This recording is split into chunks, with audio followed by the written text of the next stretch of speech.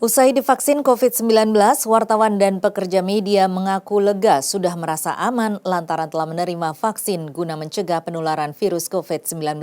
Berikut tanggapan wartawan dan pekerja media usai divaksin. Nggak merasa lega sih, karena kan baru sekali kan, harusnya dua kali, dan vaksin juga kan bukan obat juga kan buat COVID kan, jadi masih ada rasa khawatir lah.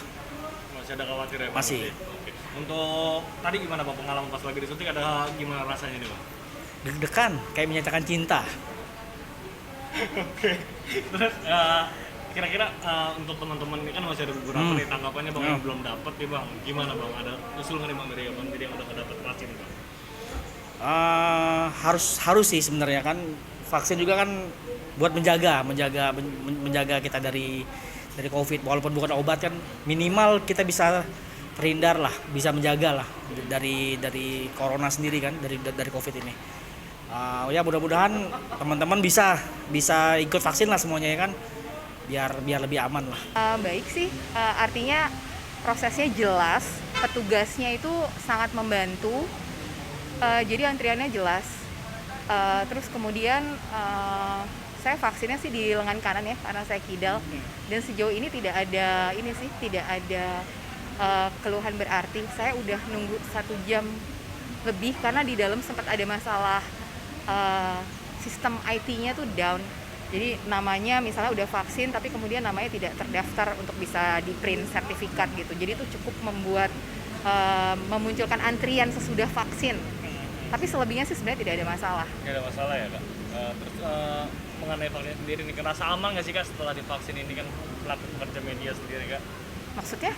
Ya, ngerasa setelah divaksin tuh lebih aman dari COVID atau gimana Kak? Oh enggak juga sih, karena kan vaksin tidak menjamin kita aman ya. Ini hanya salah satu cara. Jadi artinya habis vaksin, bahkan nanti vaksin kedua pun tetap harus jaga jarak, maksudnya tetap 5M itu tetap diterapkan. Karena kan kita nggak tahu mutasinya seperti apa, kayak gitu. Ini kemudian vaksin Nusantara yang disuntikan ini, kemudian nanti keefektifannya seperti apa, jadi harus dilihat dulu sih.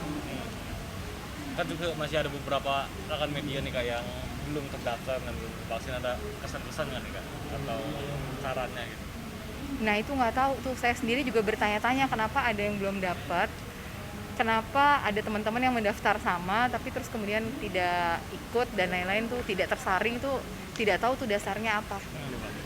Enggak sih, cuman ya biasa ya habis disuntik paling kayak rasa menunggu aja sih, tadi kan kayak lapar gitu ya, biasa ya.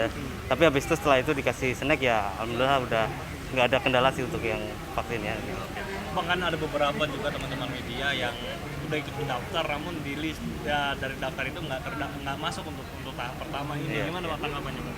Ada juga sih, teman saya juga ada beberapa yang namanya tuh malah justru berbeda. Misal kalau saya kan di TV ya, jadi dia masuknya namanya di koran gitu, jadi memang ada perbedaan data juga.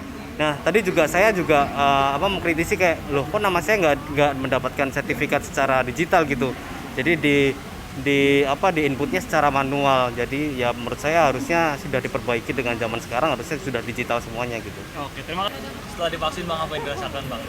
Sebenarnya sih kalau yang dirasakan setelah divaksin tadi sama dengan imunisasi lainnya ya, kalau dia prosesnya ya, karena ini kan masih udah 30 menit udah nggak ada gejala lagi, kita masih menunggu nanti untuk dosis keduanya gitu. Tapi sejauh ini sih relatif berjalan lancar, yang belum ada gejala-gejala yang mengkhawatirkan gitu. Sama dengan kalau saya sih tadi pada saat divaksin itu sama dengan vaksin imunisasi lain gitu. Sekarang ini kan juga ada beberapa teman media, wartawan yang lainnya yang sudah melakukan daftar namun setelah di list dan dicek lagi tidak terdaftar. Gimana Bang tanggapannya mengenai? Iya, di teman-teman kami juga ada beberapa yang belum ikut vaksinasi. Menurut saya sih mungkin ini gelombang pertama, diharapkan kepada pemerintah ke depan nanti akan ada gelombang selanjutnya untuk memenuhi kuota dari teman-teman awak media ini, karena balik lagi tadi mobilitas ataupun kegiatan teman-teman awak media ini kan di lapangan cukup tinggi gitu. Harapannya sih semua tercover ya untuk kebutuhan ataupun kuota di batch selanjutnya.